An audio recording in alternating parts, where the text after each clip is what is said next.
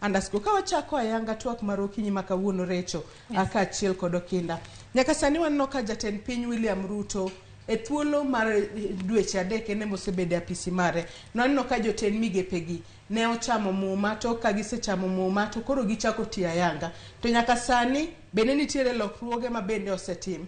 Nitiere mago ma bende oma sectors moko ma bende gibiro telo, to nitiere moko ma bende omed lemo makamago.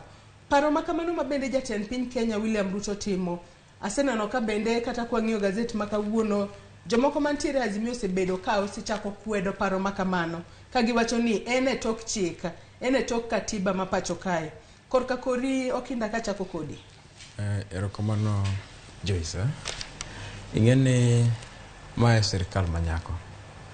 Kiwacho ni en sirikal manyako tiende nang'o? En nyako ma en 3 months old. Tiende ni ken nyako to thunde koka chikore. En nyako ma nyaka gere. To William Samoei Ruto ker mar abich ma Kenya ang'e ong'amo jatich to gombo ng'iyo ga legacy. Ing'eni sirikal ma wakaw ni nwakaw sirikal ma nonyiedhi morumo ma kodhiang' to ko reme machwere chak e thunde. Mondo tich obed maber ma japiny winji tich, japiny mawuotho ni nyikwa Ramogi Ajwang' maneno wasani ero dwaro mana service delivery. Ero onge time ni ng'ani ogol ng'ani orwaki.